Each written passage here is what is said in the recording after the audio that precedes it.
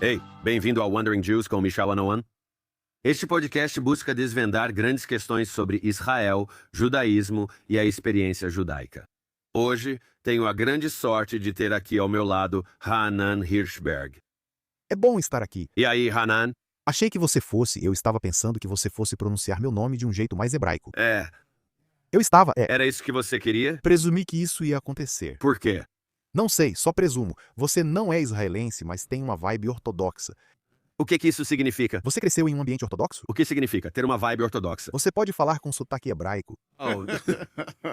Eu pronuncio as palavras em hebraico de forma decente. Você é ortodoxo. Certo, eu fiz isso sim. Não, eu cresci no judaísmo conservador. O que é? Qual é a diferença?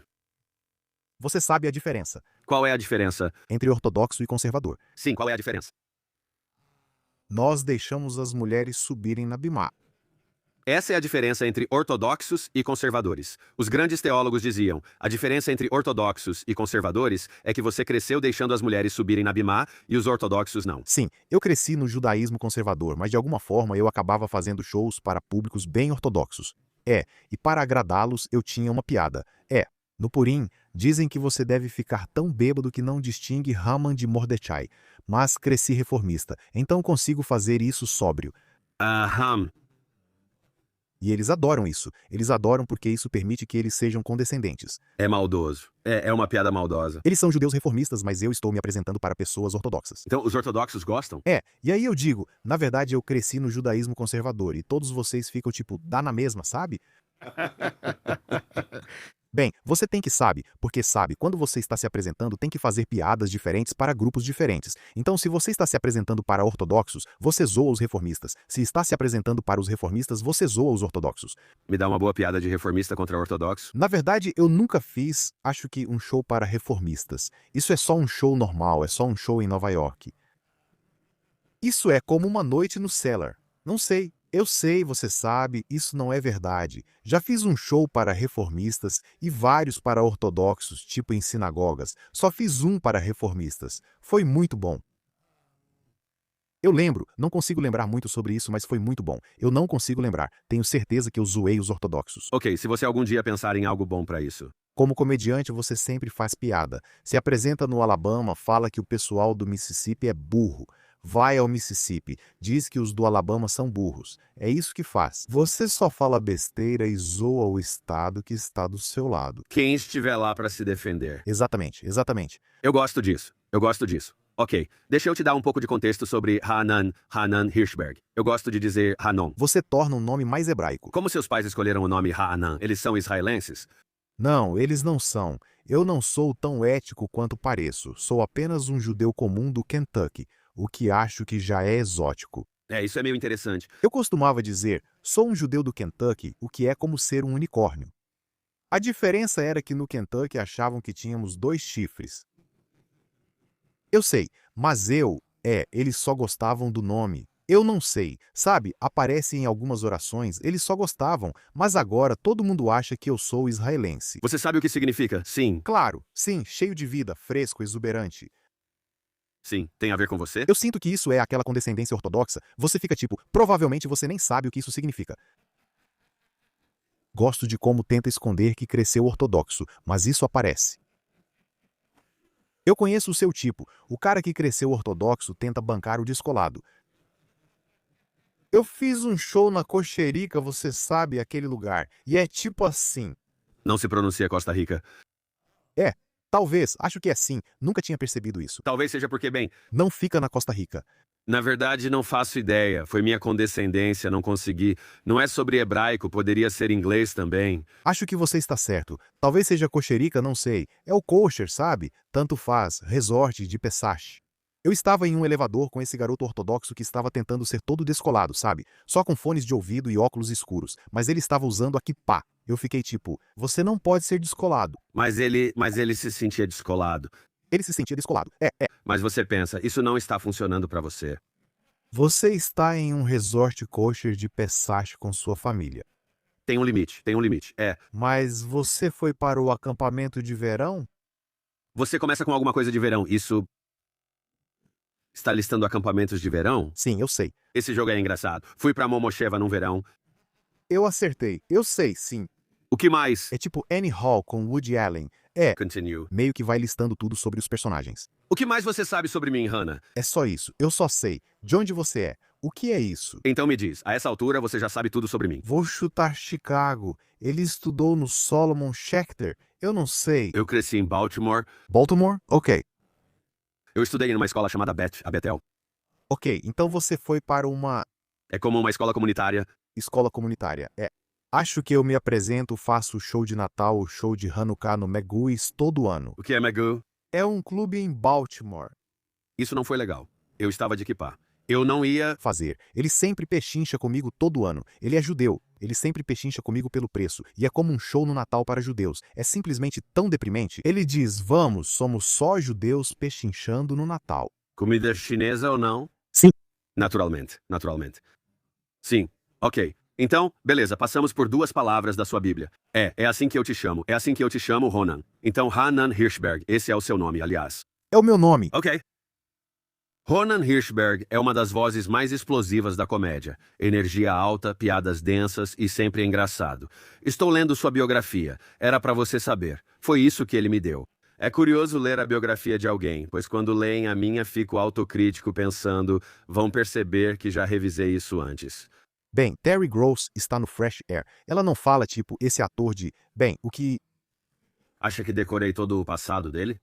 Ele já esteve no Tonight Show com Jimmy Fallon e tem ótimos especiais. Esse é o meu. Você escreveu muita coisa boa, mas Morbidly Jewish, Brave Jokes from the Underground, tudo hilário. Acabei de te assistir no Dan Soder. Adoro o clima e tudo o que você faz. Muito divertido. Li a matéria do New York Times sobre você. Certo. Como isso aconteceu? A última, aquela sobre... Quantas matérias do New York Times você tem sobre você? Já tive várias. Sério, não ajudou muito na minha carreira. Por que você tem alguma coisa... Você conhece alguém lá? O crítico de comédia é fã do meu trabalho. Que legal, ele é, sabe, ele também é judeu. Ele é um cara ótimo. Jason Zinoman, muito inteligente, faz ótimas críticas de comédia. E ele também escreveu alguns livros muito bons. Sou fã dele de verdade. Ele tem um ótimo livro sobre filmes de terror que eu adoro. Mas ele já escreveu sobre mim algumas vezes. Mas o último foi sobre, acho que foi sobre. Foi sobre mim, mas também era sobre comediantes lidando com Israel e tal, né? Ou algo assim. Você não leu? Eu li, só estou tentando lembrar, foram tantos aqui, artigos do New York Times. Estou tentando lembrar. Isso vem sendo comentado recentemente? Acho que era sobre isso porque faço algumas piadas sobre Israel no meu show. Era isso. Me conta. Me fala uma das suas piadas sobre Israel. Eu escrevi minha dissertação sobre... Isso é engraçado. Eu realmente escrevi minha dissertação sobre como ensinar sobre Israel. Sério? Sim. E você tem uma visão muito... E o que você disse foi muito inteligente. Não que eu necessariamente concorde, mas acho muito inteligente. Disse que você nunca deve confiar em ninguém que escreva sobre o conflito Israel-Palestina, que tenha, sabe, um sobrenome judeu ou um sobrenome palestino, sobrenome muçulmano. Você tem que confiar em um filipino. Tipo, um filipino deveria escrever. É meio isso. Eu disse isso, a piada era qual é? Agora tenho que fazer porque foi assim que você me passou. A piada é... Eu disse, é difícil ler um livro objetivo sobre Israel. Acontece que o livro que eu li de Yehuda Ben Schwartzberger tem uma perspectiva bem diferente do que o do Muhammad Zaid. Nenhum judeu ou muçulmano deveria escrever um livro sobre Israel. Precisamos que, tipo, um filipino escreva um livro sobre Israel. Certo. Então é uma sacada inteligente. Mas é só... Tanto faz. É só uma diversão. É interessante com livros sobre isso. Parece que a maioria deles é de... Você poderia encontrar. Sim, estou aqui. E você parece ser um comediante mais ponderado, quero dizer, até mesmo a sua opinião sobre Israel, você não é aquele, você não é. O que eu faço, em geral, além disso, porque você não faz ideia do que eu faço, aliás, certo? Então, o que eu faço, além de... Eu não tenho... Mas eu não tenho meu papel aqui com tudo digitado. Eu não fiz a pesquisa séria. Vamos lá. Isso está muito bom. Olha o meu produtor. Olha tudo isso. Eu tenho uma dissertação na minha frente. Sério. Ok, mas Hanan... Ele podia só ter te dado as páginas e assim ficaríamos quites. Ah, mas tudo bem. Deixa eu te falar uma coisa. Onde eu queria chegar com isso? Você estava dizendo... Então, em geral, a forma como eu ensino sobre Israel, eu realmente acredito que deve ser uma visão equilibrada da história de Israel. Ou seja, você precisa aprender o lado bom, o ruim e o feio. Você precisa enxergar diferentes lados das questões. Você diz que sim, mas como você falou, muita gente na verdade não faz isso. Porque, né, sua piada sobre Schwarzenberg e Berger versus Zaid, tipo, eles vão defender o lado deles. Mas existe uma maneira de realmente contar a história que mostra e respeita os diferentes lados da questão. Com certeza. Quero dizer, pra mim, minhas piadas, no fim das contas, só tentam fazer rir. E é engraçado. Elas tentam fazer rir. Não é pra ser tipo, mas... Você também é ponderado em relação a Israel, é isso que estou dizendo. É, mas elas não estão tentando fazer você gostar de mim. Às vezes as pessoas discutem tipo, não sei se isso é verdade. E eu fico tipo, eu também não sei, eu só quero fazer rir. Sabe o que quero dizer? Tipo. Bom, pra te dar um exemplo, porque eu realmente acho que as pessoas ficaram tão ideológicas sobre tudo que, quando você é comediante, agora você faz uma piada. As pessoas comentam discutindo com você. E às vezes eu fico meio tipo, eu tenho uma... Beleza, vou contar uma. Eu tenho uma piada. Eu não te pedi pra fazer isso. O quê? Só estou tentando mostrar como é difícil. Hoje em dia, vêm piadas como se fossem redações. Tipo, eu tenho uma piada em que eu digo assim, a Alemanha realmente se acertou. Tipo, agora se você desenhar uma suástica na Alemanha, eles te jogam na cadeia na hora, sem nem hesitar. E eu acho isso ótimo. É tipo, mesmo que eles não sejam mais nazistas, eles ainda meio que agem como nazistas em relação a isso, sabe? Ainda tá dentro deles.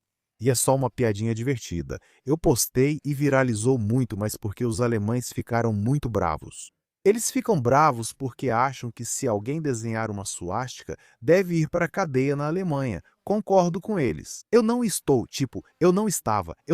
dizendo isso porque eu acho que, eu não estava dizendo isso porque eu acho que você não pode ter leis sobre isso, sabe? Olha, nos Estados Unidos a gente tem liberdade de expressão, é um pouco diferente, mas na Alemanha, sabe, se você... talvez precise ser um pouco draconiano com isso. Eu não. O ponto que eu quero dizer é que eu não discordo disso. Eu só achei que era uma piada engraçada. Sabe o que eu quero dizer? Tipo, uma ironia. Eu sei o que você quer dizer. Agora, aqui está o que eu deveria ter feito para começar esse episódio, mas não fiz porque, na verdade, não estou seguindo minhas anotações. Este é o segundo episódio do mês da herança judaico-americana. E a comédia judaica é uma parte enorme da experiência judaica. Então, eu quero falar um pouco sobre você e como você foi criado, como foi crescer como uma pessoa judia conservadora em Louisville, Kentucky. Vamos começar um pouco com a sua história. Como foi sua infância? Você mencionou ser judeu conservador, mas fale um pouco sobre sua criação judaica. Então, eu cresci em Louisville, Kentucky, e as pessoas têm uma visão meio snob de Kentucky, mas Louisville é mais como uma cidade mesmo. Eu sempre falo para as pessoas, tipo, qualquer visão snob que você tenha de Kentucky, a gente em Louisville tem essa mesma visão sobre o resto de Kentucky. Sabe o que eu quero dizer? Louisville é a 16ª maior cidade e sempre perguntam, tem judeus lá? Eu respondo, sim, é a diáspora, estamos em todo lugar, entende? Quando meu avô tentou deixar a Europa antes do Holocausto, não foi exigente, sabe? Ele não ficou pensando, Auschwitz ou Lexington, deixa eu ver, mas assim... Tem cerca de 10 mil judeus, uma quantidade razoável de sinagogas. Havia 2 sinagogas conservadoras, 2 sinagogas reformistas e uma sinagoga ortodoxa. Fui para uma escola judaica de período integral. Quero dizer, havia. Você foi para uma escola judaica? De nada, fui sim. Então, com que idade? Fui sim. Até os 10 anos, até o ensino fundamental, havia só mais 9 crianças na minha turma. E para aumentar o número de alunos, recebemos muitos judeus russos que estavam imigrando na época. E eu disse imigrando, como se isso fosse uma palavra. Imigrando. Eles imigraram. Essa palavra existe? Emigrar para emigrar de emigrar, Mesmo assim, vieram muitos judeus russos para cá. Eles chegaram. Muitos judeus russos estavam deixando a Rússia nos anos 90. Então, eu sentia que conhecia muitos judeus. E todo o meu mundo era basicamente composto por muitos judeus até o ensino fundamental, e então fui jogado no mundo secular. Nós seguíamos a kashrut, que aliás, seguíamos a kashrut do judaísmo conservador, certo? O que isso significa? Então, nós não comíamos carne em restaurantes. Ainda íamos a restaurantes, mas não comíamos carne fora, certo? Costumávamos frequentar restaurantes asiáticos como o tailandês. E eu odiava tanto porque comida asiática sem carne é meio ruim, porque se você não tem queijo ou carne, o que sobra? Sabe o que eu quero dizer? A gente só ficava tipo ervilhas tortas, sabe? Só arroz frito sozinho. Eu odiava ir nesse restaurante tailandês, mas fui várias vezes. Mas então foi assim até a faculdade, e aí na faculdade eu já contei isso antes, mas eu comi frango não kosher no refeitório e no dia seguinte apareceu uma herpes labial. Aquilo foi Deus. Deus ou você sabe, culpa psicossomática.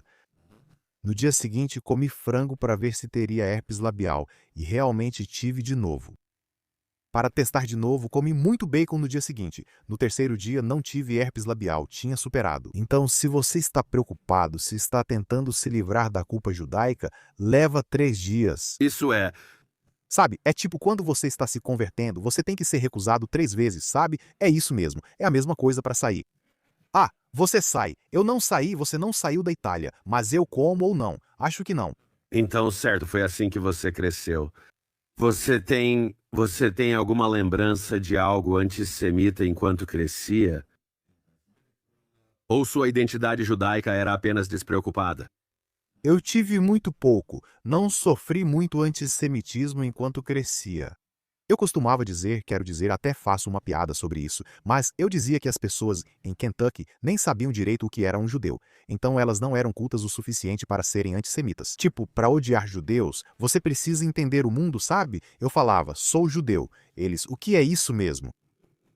Eu não passei por muita coisa. Se é que aconteceu algo, vou te contar. Eu lembro que quando eu tinha 5 anos eu contei para o meu médico que não era judeu. Eu disse, você não é judeu, então não é uma boa pessoa. Você disse isso? Sim, então se houve alguma coisa, experimentei mais a supremacia judaica saindo da minha boca. Sim, com 5 anos. É.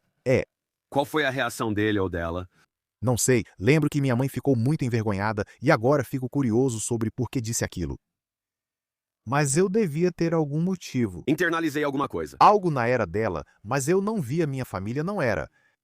Eles não eram tipo, judeus somos melhores do que nunca, sabe o que quero dizer? Mas eu devo ter, não sei. Povo escolhido. Sim, o povo escolhido. Isso realmente incomoda as pessoas. O povo escolhido. Sim, sim. Sim. Mas não, eu não passei muito por isso, quero dizer. Você sofre antissemitismo hoje em dia? Sim, muito mais agora. Agora existem diferentes tipos de antissemitismo, certo? Existe o antissemitismo disfarçado de, você sabe, crítica a Israel.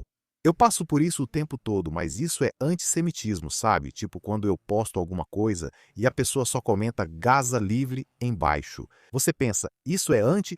Não tenho nada a ver. Não fiz nada, esse post não tem relação. Então isso é antissemitismo, certo? Isso é tratar os judeus como se fossem uma organização monolítica, sabe? Não é diferente de perguntar para um muçulmano: o que você vai fazer sobre todos os terroristas? Entende o que eu quero dizer?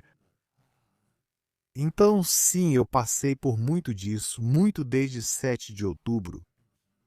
E também o antissemitismo à moda antiga, sabe? Aquele que nem se esconde atrás das questões de Israel, um pouco disso também. Sim, não, eu passo por muito disso online, bastante. Quero dizer, Isso é tudo. Isso é aquela coisa de judeu com chifre, sabe? isso também virou algo normal, certo?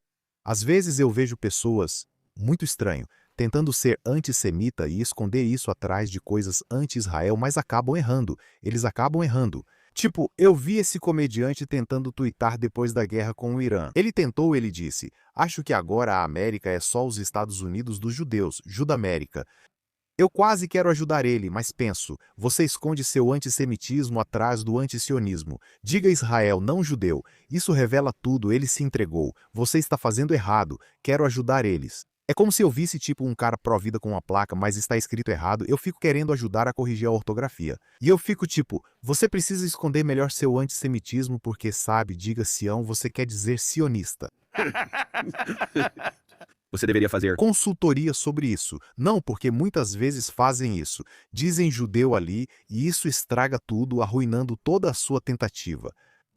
Mas essa é a parte disso que as pessoas ficam tipo, sabe?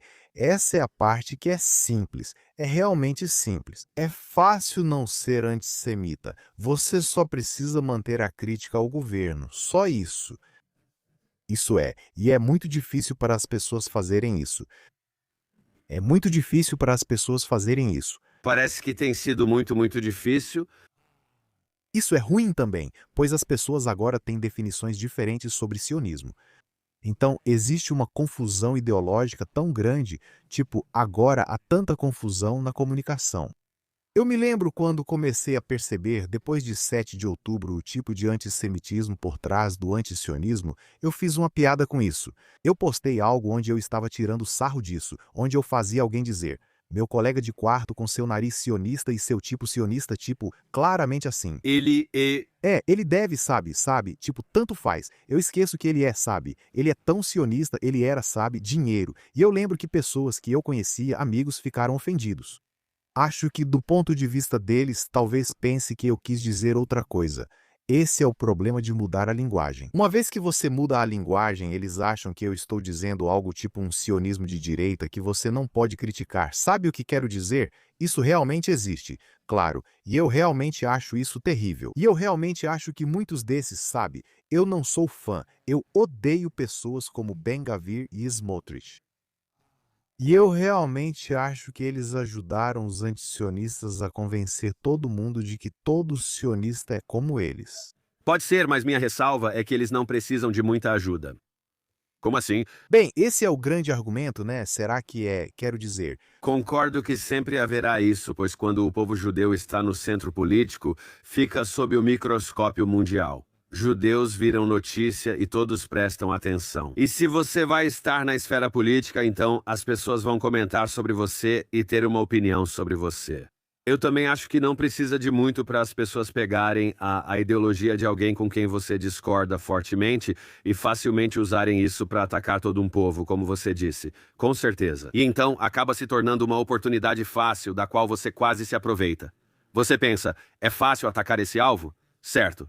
E aí? É isso, dizer isso. ainda está lá, eles tornaram isso mais fácil. Sim, eles tornaram mais fácil ao dizerem coisas a partir de uma perspectiva liberal ocidental. E sim, eles realmente facilitaram, mas o antissemitismo, claro, está lá. Isso existe, claro. E essa é a questão. Vai ser interessante ver, por exemplo, se no governo israelense, se Naftali Bennett e Yair Lapid, que são os opositores, sim, Eu espero que sim. ao Bibi Netanyahu. Mas o que vai ser interessante, digamos que esses dois vençam, ok? Sim, eles serão demonizados. Agora, achamos que o antisionismo, o antissemitismo vão desaparecer? Claro que não. Claro que não. Mas assim, Quero dizer, e essa é a questão de até que ponto de como sim. essa é a questão de culpar. É como se fosse, é toda uma afirmação. É toda uma coisa de culpar a vítima. Por bem, você não deveria estar vestido assim, certo? Certo. Você entende o que estou dizendo? Sim, quero dizer, mas aí a questão também passa a ser, O que você tem a ver com Ben-Gvir?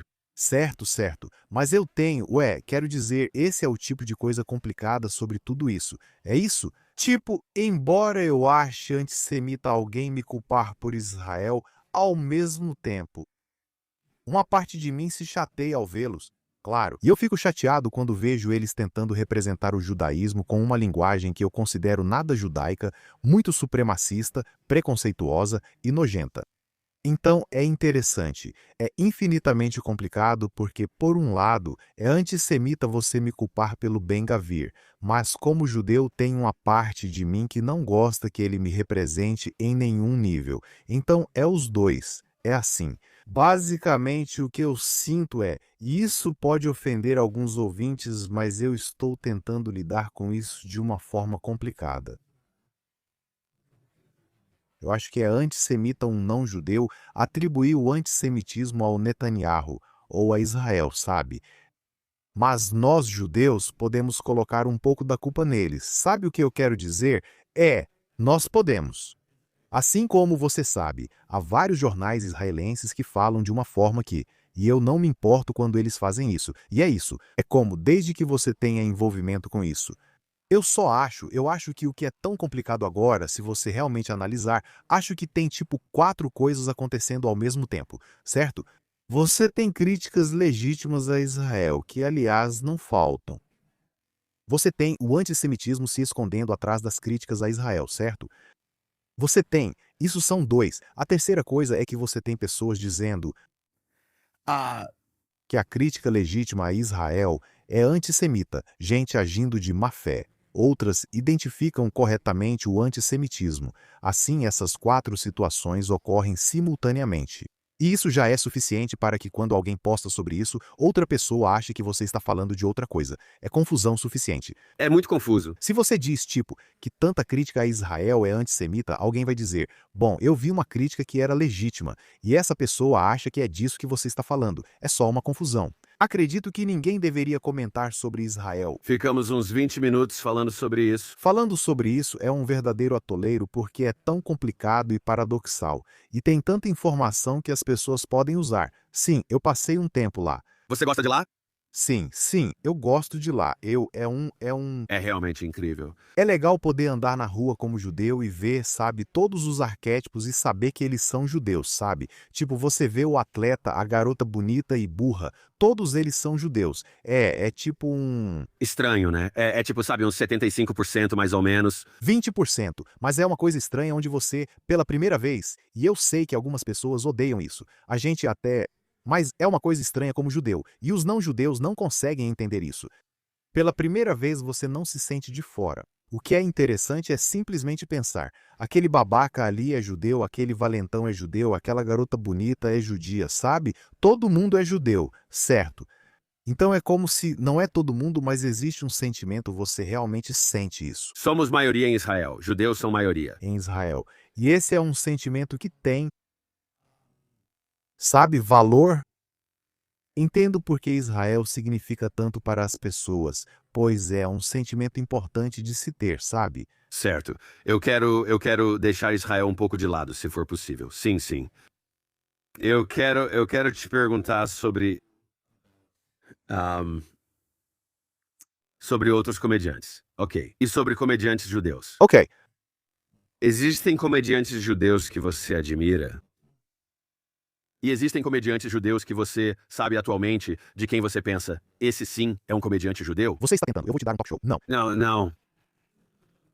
Você pode dizer o que quiser. Bem, Quando você fala em comunidades judaicas, é isso que quero dizer. eu não sei. Eu não sei o que quero dizer. Então era isso que eu ia te perguntar. Comediante judeu ou isso é uma conversa tão judaica? Comediante judeu ou um comediante que é judeu? Existe uma distinção entre os dois? Claro, quero dizer. Você é um comediante judeu? Ah!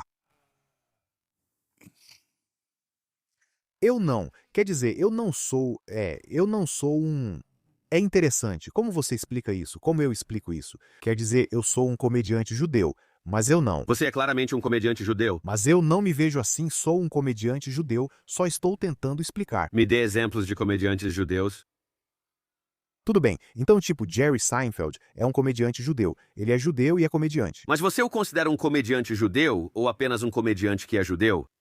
Tipo, o mesmo vale pro Larry David, comediante judeu ou comediante que é judeu? Ou tipo, quais são as... Eu não acho que essa linguagem realmente importe. Acho que a gente costumava fazer isso no acampamento de verão. Eles perguntavam, você se considera um judeu americano? Judeu americano ou americano judeu? Fico confuso sobre o que significa. É só uma questão semântica. Bobagem. Ok, então você sabe. Philip Roth não se considerava um escritor judeu, certo? E tudo o que ele escrevia era sobre pessoas judias. Acho que é natural qualquer artista querer agradar mais de um grupo. Entende o que quero dizer? Certo. Então você não quer sentir que, sabe, eu não quero sentir que, tipo, obviamente alguém como Mod, que é ótimo, tem um público muito específico que é basicamente judeus. Não sei, mas acho que faz sentido. Então eu não me vejo dessa forma. Quero que minha comédia seja apreciada por todos, sejam judeus ou não, mas isso não significa que o judaísmo não seja uma grande parte da minha comédia. Mas não existe, vamos ver isso. Simplesmente não é algo de nicho. Vamos relembrar um pouco de história. Ser cômico tem algo muito judeu. O que é isso? Por que isso faz parte de... Oh, tem uma história no Talmud que eu vou te explicar porque eu sou ortodoxo. Existe o Talmud, importante para muitos judeus. O problema é que, como já disse antes, falamos disso antes de começarmos a gravar. Perto de pessoas engraçadas como você, também me acho engraçado. Isso foi engraçado. Ele me deu tipo...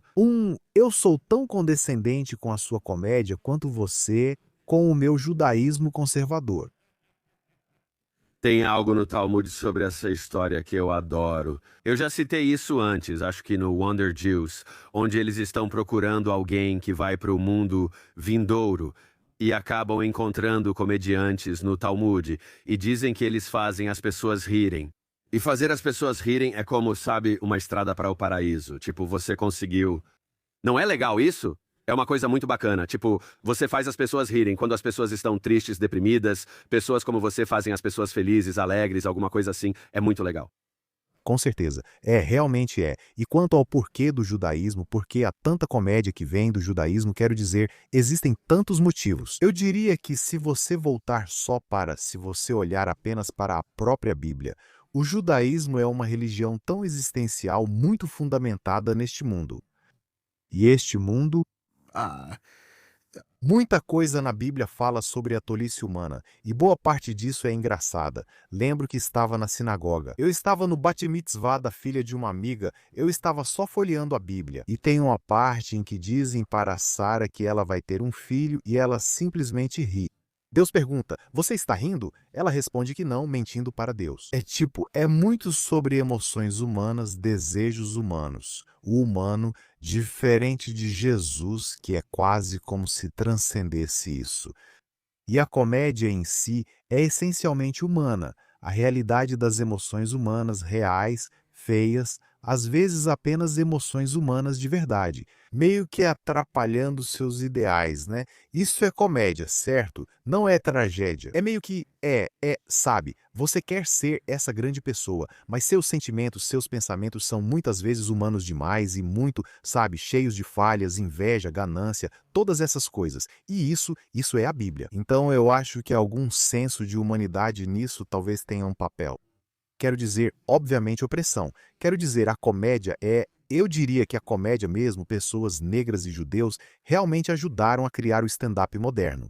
Mas sim, eu acho a Bíblia engraçada. E eu acho que existe uma praticidade no judaísmo ou um olhar para esta vida. Quero dizer, eu sei que acreditamos em Deus e existe um elemento espiritual, mas há muito esse enraizamento no aqui e agora. Aqui e agora. E é aí que a comédia está. No aqui e agora. Jesus não é engraçado. Ele não é nada engraçado. Ele é muito, sabe, mas sabe, O que foi isso? Eu não sei. ele vive pensando no céu e está sempre com a cabeça nas nuvens. Muitas pessoas do Antigo Testamento são engraçadas e têm, sabe, Adão e Eva, eles ficam mentindo para Deus. E você fica tipo, Isso é uma coisa boba de se fazer. É. e Abrão está negociando com Deus. Ele está tentando pechinchar. A história de Sodoma, você está falando de Sodoma? É. Então, tem uma certa graça nesse lado humano da coisa. Isso é incrível. Isso é incrível. Ok. Quero fazer algo com você agora. Tenho mais uma pergunta. Você estudou para ser comediante? Isso não está nas minhas anotações. Não, quero dizer, como assim não está? Você fez algum curso? Sim, tipo, como foi? Como é que você faz isso? Eu voltei para Louisville. Quando eu tinha uns 20 e poucos anos, comecei a fazer os open mics no clube de lá. Sabe, eu comecei a gostar e você começa a fazer. E aí, de repente, é só um hobby. E depois de alguns anos, meio que vira uma carreira. Mas era só, sabe, open mics mesmo. Não tinha aula nem nada assim. Você fica nervoso antes? Sim, quer dizer, depende da situação, mas ainda fico nervoso às vezes se estou fazendo alguma coisa. Quer dizer, eu tenho transtorno de ansiedade, então eu fico nervoso o tempo todo. Ou você realmente tinha um transtorno de ansiedade? Sim, não, quero dizer, eu tenho ansiedade forte, então eu fico assim. Mas só para dizer, eu fico ansioso só de sair do apartamento. Então sim, eu fico ansioso antes de subir no palco. Geralmente fico nervoso ao gravar um especial ou participar de um programa noturno. Isso realmente me deixa nervoso. Como você lida com a ansiedade? Perguntando por um amigo. Bem, não há muito o que fazer. É como lidar com a morte. Apenas acontece e você passa por isso. Sabe, você não precisa aprender a lidar com isso. Se eu vou fazer um show importante e estou nervoso, eu simplesmente fico nervoso. É ruim. Faço o show. Acho que existem algumas técnicas. Acho que eu costumava ter ataques de pânico no palco, na verdade, até pouco tempo atrás. Parei de tomar meu remédio para a ansiedade e isso me fez muito mal. Passei a ter ataques de pânico no palco constantemente. E a melhor coisa da comédia, eu acho, para ajudar com a ansiedade, é ter um ataque de pânico no palco e perceber que isso não estraga tudo. Assim como qualquer ansiedade, o melhor é passar por isso e lembrar que, mesmo sem se divertir, isso não estragou o show. Entende? Então, o que acontece quando você tem um ataque de pânico? Nada por fora. Eu só sinto meu coração disparar e estou no palco, preso na minha própria cabeça. Você começa a suar muito. Eu vou fazer isso. Sou gordo. Faço isso de qualquer jeito. Mas o nervosismo geralmente passa depois que você está no palco. Ok. Quero te perguntar. Acho que tenho 5 perguntas aqui. 1, 2, 3, 4, 5. Contei certo. Você fala sobre teorias da conspiração. Sim. Pensei em ler algumas para você e pedir que as classificasse em uma escala de absurdo de 1 a 5. Ok. Então 5 é o mais absurdo. Isso mesmo. Ok. Vamos lá. Número 1. Isso é de verdade? Vamos lá. Você me diz. Eu também vou te dizer se são de verdade. Bem, É real. Uma arma no espaço financiada pela família Rothschild foi usada para causar um incêndio florestal na Califórnia para abrir espaço para um projeto de trem de alta velocidade. Este é o California Green One, de 1 a 5. é bem absurdo. Espera, diga de novo. É aquele do California Green One, certo? Os Rothschilds. Você está debatendo isso. Bem, Quero dizer, para ser justo, eu teria que ver os outros para saber em relação a eles. isso. Não é, você não precisa competir. Isso é realmente absurdo. Eu diria que é tipo, nós não somos, sabe, mas honestamente judeus. Judeus têm, sabe, um grande papel na física e nos lasers, sabe? Então tem um pouco de verdade nisso. Muitos judeus estudaram lasers. Tudo bem, faz parte da física, certo? A gente gosta de física. Sabe, eu realmente tenho um primo que estudou lasers. Então acho que vou passar de 5 para 4. Uau, só porque tem alguma conexão. Ok, então por que seu primo fez física? Ok. Tipo lasers ou algo assim, sabe? Você sabe, Hitler não ligava muito para trabalhar na bomba porque ele achava que física era uma ciência judaica. Então ele não tinha tanto interesse nisso, sabe? Isso não deu muito certo. Eu sei. Número 2. A grande substituição. Elites judaicas estão orquestrando uma migração em massa para substituir as populações brancas majoritárias em seus próprios países. Certo. Essa eu também não entendi por um tempo, pois lembro de Charlottesville. Os judeus não vão nos substituir. Fiquei confuso, pois pensei, não acho que os judeus queiram seu emprego de merda. Eu pensei, judeus, eu não acho que judeus estão querendo, seja lá o que você faz, vender bandeiras confederadas na porta de um Walmart ou algo assim. Tipo, a gente não está muito interessado nesse tipo de trabalho, sabe? Então, eu nunca entendi isso. E aí eu percebi, eles estão dizendo que os judeus estão trazendo imigrantes para substituir. Então de 1 a 5. Bem, eu diria que considerando que Stephen Miller é a pessoa mais anti-imigrante do mundo, ele não faz parte dessa conspiração, então? Eu diria que é estranho que judeus façam parte disso. E também, um judeu é basicamente o arquiteto de tirar todos os imigrantes deste país. Então eu diria que isso leva para 5. Certo? Só isso, sabe? Tudo bem. Aqui vai outro. Número 3. Um boato desmentido de que 4.000 judeus ou israelenses foram avisados para ficar em casa em vez de ir trabalhar no World Trade Center no 11 de setembro. Não é necessário dizer que foi desmentido. O principal é... O ponto principal disso é que todas essas são teorias. Bem, autoridades judaicas no governo Bush, planejaram o ataque junto com o Mossad como pretexto para invadir o Oriente Médio. Bem, considerando que Bush mal conseguia completar uma frase, acho difícil acreditar que ele poderia fazer... Você não acha que ele tinha um aspecto cativante nisso? Tinha sim. O charme era não conseguir terminar uma frase ou ficar muito orgulhoso quando conseguia. Você até se preocupava. Ele foi o primeiro presidente com quem você ficava preocupado, sabe? Ou por quem até torcia justamente porque estava preocupado. Mas isso, aliás, acabou virando um tema recorrente ao longo do tempo. É uma experiência imersiva que faz você sentir que está acompanhando a jornada dele para terminar a frase. Quero dizer, acho que toda aquela situação com Biden no final foi uma experiência difícil. Você torce para o Biden conseguir terminar a frase, mas com Trump só quer que ele pare de falar. É o oposto. Enquanto com um você espera que termine, com o outro espera que pare logo. Você sabe imitar o Biden? Não, Eu não sou... Sabe do que estou falando? quer dizer, acabei de ter um bebê, então estou sempre muito cansado. Então acho que naturalmente consigo fazer essa imitação. Mas as imitações do Biden me fazem rir por algum motivo, tipo, especificamente uma imitação do Biden. Bom, sim, como é o nome dele? Adam Ray faz uma ótima imitação. Veja, ele é quem faz o Dr. Phil. Ele é o cara... Kill Tony. Você conhece o programa Kill Tony? Ele participa desse programa. Certo. Então ele estava lá com o outro famoso Shane Gillis, certo? Certo. Adam Ray é ótimo, faz vozes incríveis. Certo. Então de 1 a 5 judeus pilotando o 11 de setembro.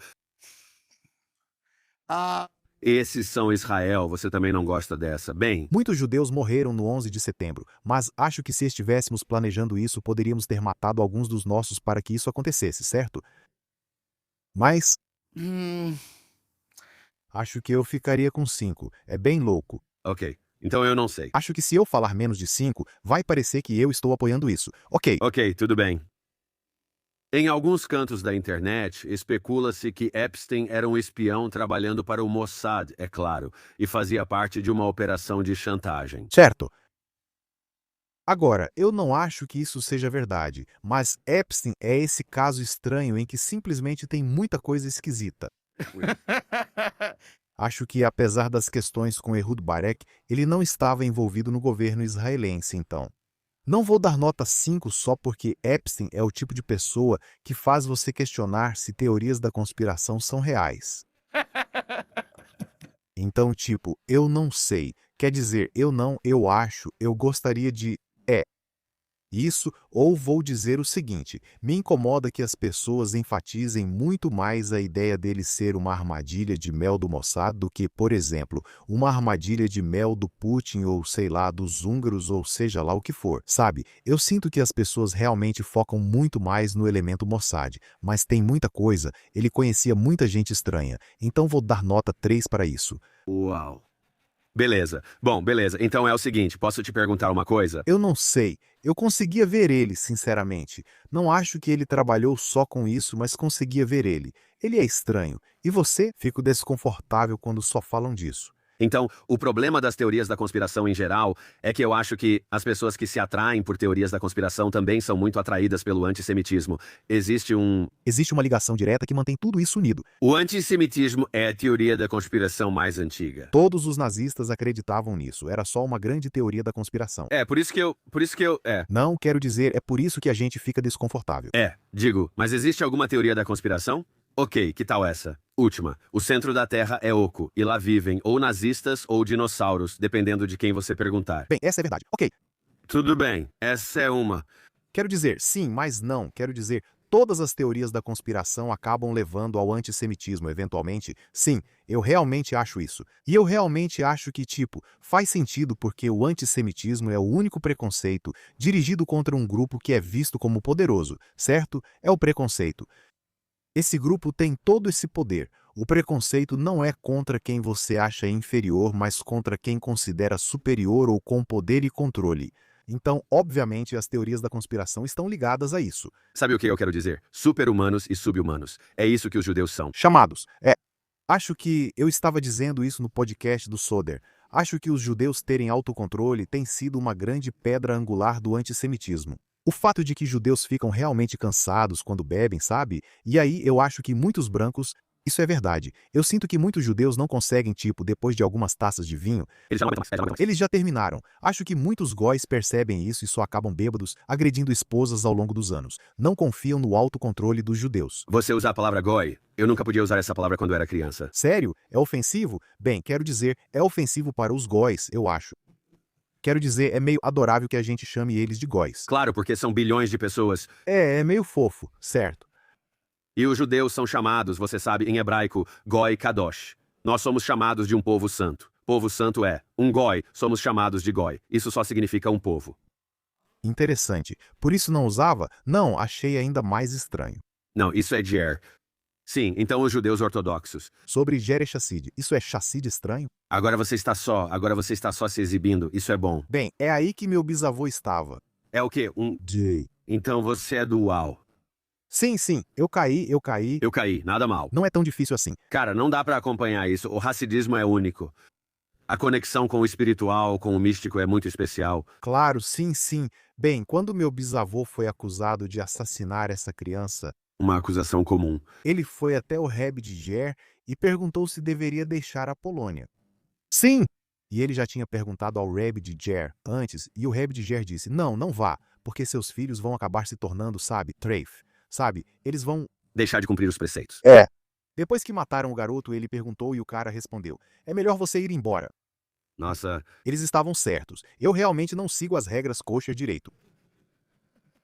Então essa foi uma escolha. É como se os judeus pudessem morrer em Auschwitz ou assistir seus bisnetos comendo Hot Pockets. bem, também existem outras escolhas. Eles poderiam morrer no forno ou ver os netos olhando Hot Pockets no forno. Desculpa, eu devia ter parado. Tudo bem. Muito cedo demais. Hanan Hirschberg, muito obrigado. Foi incrível ter essa conversa com você. Eu me diverti muito. Obrigado por tudo o que você faz. Obrigado por fazer as pessoas rirem, por trazer alegria ao mundo e por ser quem você é. Obrigado. Obrigado por me receber. Incrível.